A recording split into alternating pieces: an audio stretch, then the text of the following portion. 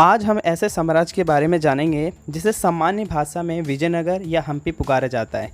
विजयनगर एक ऐसा साम्राज्य था जिसकी वास्तुकला संपूर्ण दक्षिण भारत में उत्कृष्ट मानी जाती है, यहाँ तक कि भारत में भी विजयनगर की वास्तुकला इतना उत्कृष्ट है कि समस्त विश्व के लोग इसे देखने के लिए खींचे चले आते हैं। हम्पी को यूनेस्को द्वारा विश्व धरोहर का गौरव भी प्राप्त है। इन्हीं कारणों से इस धरोहर के बारे में जानना और इनका संरक्षण करना हर भारतीय नागरिक का कर्तव्य बन जाता है। तो आइए विजय का शहर विजयनगर के बारे में जानने का प्रयास करते हैं। दोस्तों, मैं आशु कुमार इस चैनल के माध्यम से आप सभी का हार्दिक रूप से स्वागत करता हूं। तो दोस्तों, इस चैप्टर में हम अध्ययन करेंगे कि विजयनगर की व्यवस्था कैसी थी। यहाँ पे कई सारे यात्री आए उस समय मध्यकालीन इतिहास में, उन्होंने विजयनगर के अपने रूप से वर्णन किया। वो क्या क्या, वो कौन कौन से यात्री थे, उनके बारे में जानेंगे। विजयनगर मुख्य रूप से मंदिरों को बढ़ावा देते थे, तो कौन कौन से प्रसिद्ध मंदिर है वो देखेंगे और वो कुछ महत्वपूर्ण तत्वों के बारे में जानेंगे। तो यहाँ पे देखिए, हम देखते हैं कि विजयनगर, विजय का शहर विजयनगर, इसकी स्थापना किसने की थी। तो विजयनगर जो साम्राज्य था ये 1336 से 1650 के बीच में रहा और उसके बाद इसका पतन हो गया। यहाँ पे हम देख रहे हैं कि इसकी स्थापना 1336 ईस्वी में हुई और इसके जो संस्थापक थे वो हरियर और बुक्का, ये दो भाई थे। अन्य नाम जो विजयनगर को हम्पी या हम्पी को विजयनगर के नाम से पुकारा जाता है। ये जो विजयनगर जो साम्राज्य था ये कर्नाटक में था और कर्नाटक में बहने वाली कृष्णा नदी और तुंगभद्रा नदी के बीच में स्थित था। इसे आप मैप में भी देख सकते हैं। विजयनगर के जो राजा थे वो राय की उपाधि लगाते थे। ये एक प्रकार से अपने आप को देवताओं का वंशज मानते थे। अब यहाँ पे देखेंगे कि जो हरियर जो बुक्का थे, इनमें ये विचार कहाँ से आए कि इन्होंने विजयनगर की स्थापना की। तो मैं आपको बताना चाहता हूँ कि उस काल में दक्षिण भारत में विद्रोह चल रहा था, तो उस विद्रोह को दबाने के लिए दिल्ली के सल्तनत अर्थात दिल्ली के राजा उस समय के मोहम्मद बिन तुगलक थे। उन्होंने विद्रोह दबाने के लिए दक्षिण भारत में गए और वहाँ के जो मुख्य अधिकारी थे दोनों भाई, उन दोनों भाइयों को बंदी बना लिया और बंदी बनाकर वो दिल्ली ले गए और दिल्ली में उनका धर्म परिवर्तन कराया गया अर्थात इस्लाम धर्म में परिवर्तन करवाया गया। और जब फिर क्या हुआ कि कुछ समय बाद दक्षिण भारत में और विद्रोह फैल गया और उस विद्रोह को दबाने के लिए मोहम्मद बिन तुगलक ने इसकी कमान दोनों भाइयों को सौंपी। जब ये दोनों भाई यहाँ पर आए तो विद्रोह को दबाने के बाद ये अपने गुरु के पास गए और इनके जो गुरु का नाम था विद्यारण और माधव था। इनके माध्यम से इन्होंने पुनः हिंदू धर्म में उसका शुद्धिकरण किया और इन्हीं दो गुरुओं ने इन दोनों भाइयों को प्रोत्साहन किया एक साम्राज्य की नींव रखने के लिए अर्थात एक साम्राज्य की स्थापना करने, और इन्हीं कारणों से विजयनगर की स्थापना हुई। तो इनके गुरुओं का नाम आपको अवश्य पता होना चाहिए। आगे देखते हैं कि विजयनगर था, इस पर कितने वंशज मतलब कितने शासक ने यहाँ पे शासन किया। और जो वंशज थे, पहले संगम वंश थे, फिर शुलु वंश थे, फिर तुलु वंश, फिर अराविडु वंश। आप इनके काल देख सकते हो। संगम वंश ने 1336 से 90 के बीच में और फिर उसके बाद 1390 से 1505 के बीच में शुलु वंश ने, फिर तुलु वंश आए 1505 से 1570 के बीच में आए, मतलब 1570 तक रहे। फिर इसके बाद अराविडु वंश जो अंतिम वंश था ये 1570 से 1650 तक रहे, मतलब 1650 तक रहे। इसमें जो मुख्य है एक संगम वंश, आप याद रखना है। इसकी स्थापना दो भाई हरियर बुक्का ने की थी, इन्होंने संगम वंश की स्थापना की। इसके बाद सुलु वंश है जो मुख्य नहीं।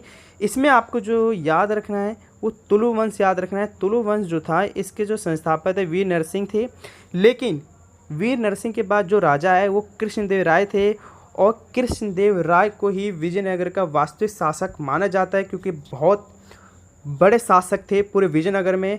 ये कह सकते हो कि विजयनगर में जितने भी शासक आए उनकी तुलना हम कृष्णदेव राय से नहीं कर सकते। ये गद्दी पे 1509 में बैठे और 1530 तक बने रहे, मतलब 1530 तक बने रहे। तो इनके बारे में हम आगे जानेंगे। तो आइए आगे देखते हैं। आगे है विजयनगर का शासन। इसमें हम देखेंगे कि विजयनगर का शासन क्या था, वहाँ का प्रशासन व्यवस्था, उनकी व्यापार, उनका समाज, आर्थिक, सैनिक और धार्मिक स्थिति को देखेंगे।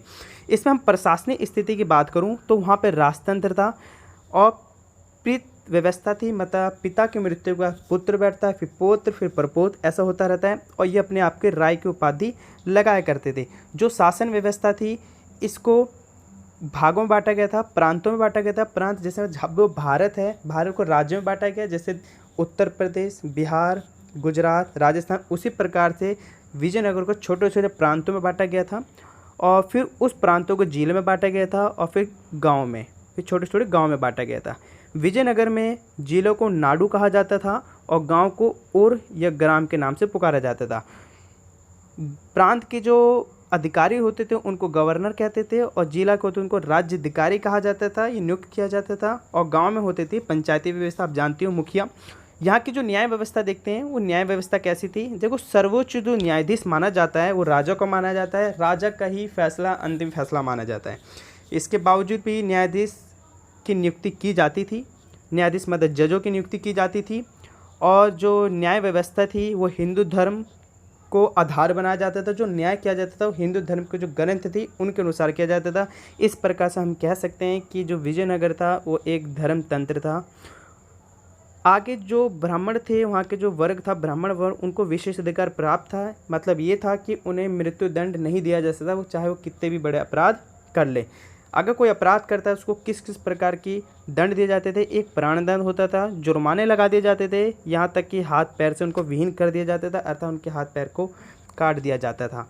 आगे व्यापार की स्थिति देखिए अगर हम विजयनगर में, तो विजयनगर में व्यापार की स्थिति बहुत उत्तम थी। इनके जो व्यापार थे वो मध्य एशिया से लेकर अरब तक फैले हुए थे, और यहाँ तक कि जो उनके आसपास के जो क्षेत्र थे वहाँ तक भी फैले हुए थे। लेकिन मुख्य रूप से वहाँ पे जो एक्सपोर्ट इंपोर्ट होता था वो कौन कौन से वस्तु होता था। तो जो आयात होता था वो मसाले का करते थे, आयात इंपोर्ट, और बहुमूल्य पत्थर का, कपड़े का और हीरे जवाहरात का करते थे। जबकि एक्सपोर्ट मतलब निर्यात जो करते थे वो घोड़े का करते थे। मुख्य रूप से वो घोड़े का सबसे ज़्यादा करते थे, और ये घोड़े ईरान से और मध्य एशिया से मंगाते थे। यहाँ तक कि वो तांबे, पारा और शीशे का भी व्यापार क्या करते थे। यहाँ पे एक चीज़ जानने के लिए ये है कि जो वहाँ के जो स्थानीय जो घोड़े व्यापारी थे उनको वहाँ पे आम भाषा में कुदरई चेट्टी के नाम से पुकारा जाता था।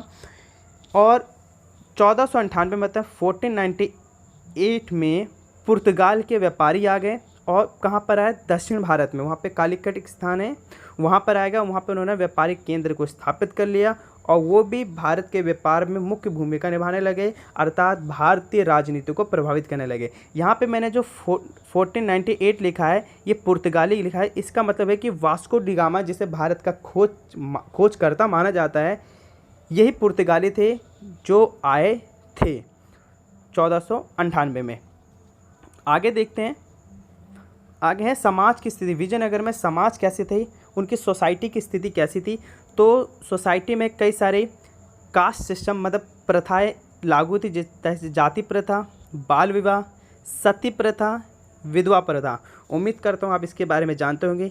इसके अलावा स्त्रियों को कई सारे पद दिए गए थे, उच्च पद से लेकर निम्न पद, ये सभी दिए गए थे। हम इस अनुसार ये कह सकते हैं कि वहाँ पे महिलाओं की स्थिति अच्छी थी। इसके अलावा प्रत्येक जाति का एक मोहल्ला होता था, जैसे ब्राह्मण वर्ग का एक मोहल्ला, क्षत्रिय का, वैश्य वर्ग और शूद्र, इसी प्रकार से हम कह सकते हैं। और यहाँ तक कि जो वहाँ के जो ब्राह्मण वर्ग थे, क्षत्रिय वर्ग थे, उनकी अच्छी स्थिति होती थी। और अब मैं इन दोनों की अच्छी स्थिति बता रहा हूँ, तो बाकी के आप समझ सकते हो कि कैसी स्थिति थी। आगे देखते हैं वहाँ की आर्थिक स्थिति कैसी थी। आर्थिक स्थिति मतलब वहाँ पे कृषि को महत्व देते थे। गेहूँ, मक्का जो ये मुख्य फसलें थी, इनका उपजाऊपन अधिक होता था। इसके अलावा अन्य भी फसलें का वो उत्पादन क्या करते थे। जो इनका जो व्यापार था वो जल और स्थल दोनों मार्ग से होता था।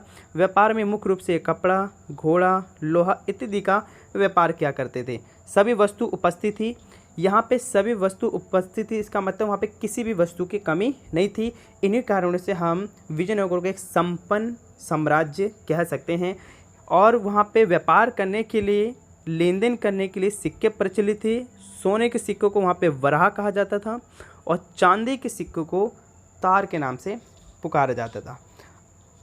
एक है हमारा धार्मिक स्थिति। देखो जो धार्मिक स्थिति है, उनकी धार्मिक स्थिति, यहाँ पे विजयनगर के जो लोग थे वो धर्म के प्रति अधिक सचेत थे, हिंदू धर्म के प्रति। यहाँ पे जो भाषा थी वो कन्नड़ थी, तमिल थी, तेलुगु थी। यहाँ पे चित्रकला, संगीत कला और मूर्ति कला को विशेष स्थान दिया गया था। पंपा देवी जो थी इनकी मातृ देवी माना जाता है, मतलब पार्वती, शिव, विष्णु, गणेश के अलावा अन्य देवताओं की वो पूजा किया करते थे। वहाँ पे अनेक मंदिर पाए गए हैं। कहाँ? शाही केंद्र में। शाही केंद्र वो केंद्र होते थे जहाँ पर राजा और राजा के परिवार वाले या उससे संबंधित लोग रहा करते थे। वहाँ पे 60 से अधिक मंदिर पाए गए हैं और अधिकतर जो मंदिर है वो ग्रेनाइट पत्थर से बने हैं। केवल वहाँ पे राज्य परिवार ही होते थे और राज्य के परिवार ही इस मंदिर में पूजा किया करते थे। एग्जाम्पल के लिए अगर मैं बताऊँ तो 1000 अर्थात 1000 राम मंदिर है। कमल मंदिर, माफ़ी चाहूँगा, यहाँ पे एक कमल महल है, एक कमल महल है, आप चित्र के माध्यम से देख सकते हो। हम्पी है, एक विरूपाक्ष मंदिर है जो बहुत प्रसिद्ध है आदि। इसके अलावा भी कई मंदिरें वहाँ पे उपस्थित थी। एक है सैनिक व्यवस्था। आपको पता है किसी भी साम्राज्य की सुरक्षा के लिए सैनिक की ज़रूरत होती है और विजयनगर की जो सैनिक व्यवस्था थी वो बहुत ही उत्कृष्ट थी और बहुत ही अचंभित करने वाली थी।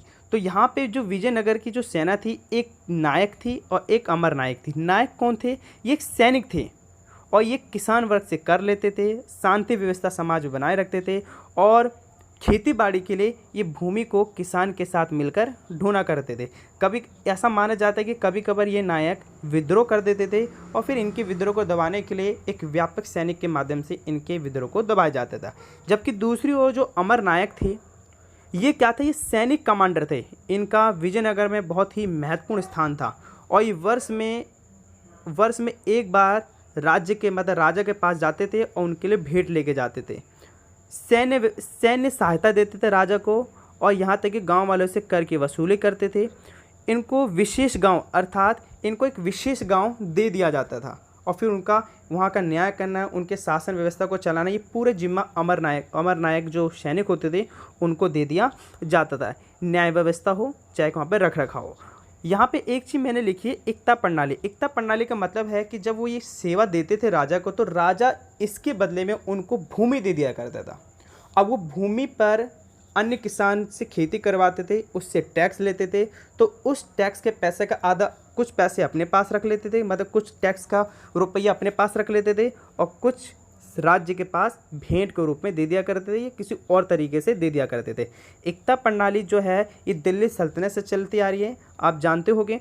और एकता प्रणाली में सेवा के बदले में भूमि दी जाती थी, ठीक। और ये इससे एकता प्रणाली से भूमि पर फिर किसान जो खेती बाड़ी करते थे उसको टैक्स लेके उस टैक्स से वो अपने घोड़े का मतलब अपने सैनिकों को जो छोटे मोटे इनके अंदर जो सैनिक थे उनका रखरखाव करते थे और अपना गुजारा किया करते थे। तो दोस्तों इस वीडियो में इतने, मिलते हैं अगली वीडियो में। वीडियो देखने के लिए धन्यवाद।